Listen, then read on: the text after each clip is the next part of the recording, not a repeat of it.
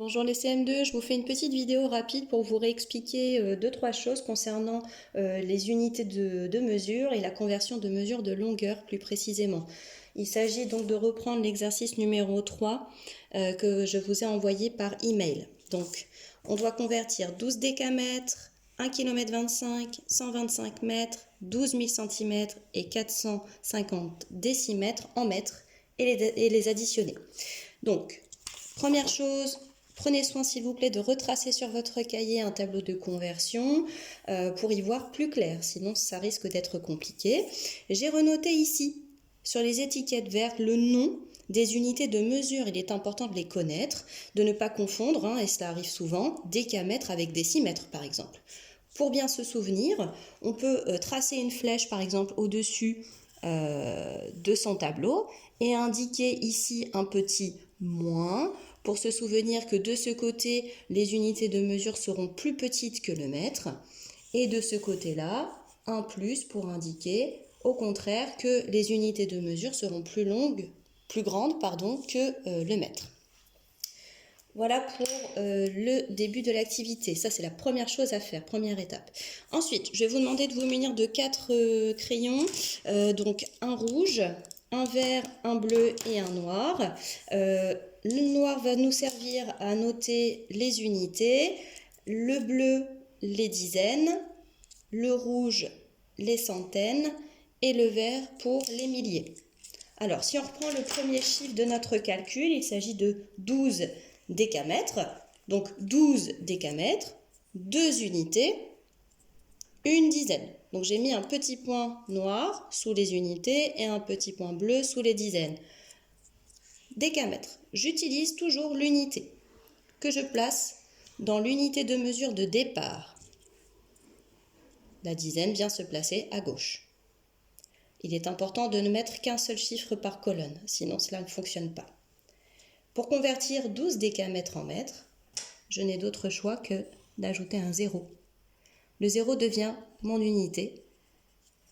12 décamètres égale donc 120 mètres. Je continue. Le calcul suivant, 1 km 25. Alors, ici j'ai 1 km et puis 25 mètres. De nouveau, je prends mon stylo noir pour marquer l'unité. Il s'agit ici de 5. La dizaine,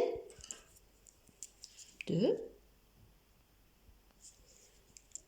Les centaines, je n'en ai pas. Par contre, j'ai 1 km.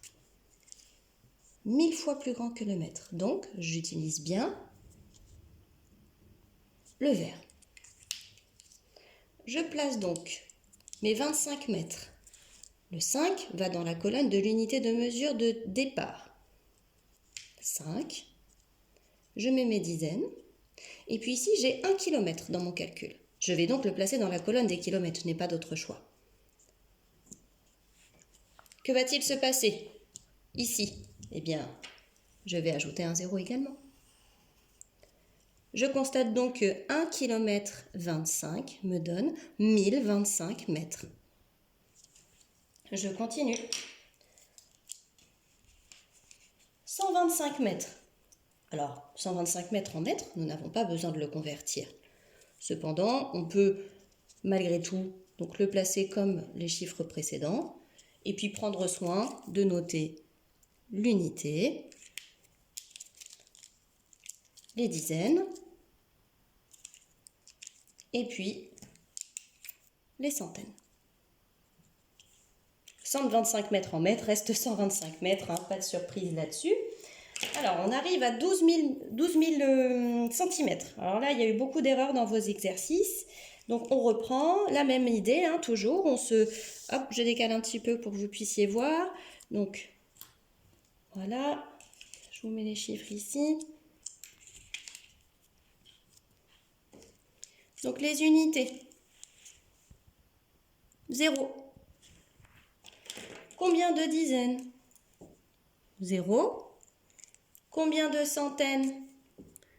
0. Combien de milliers? 2.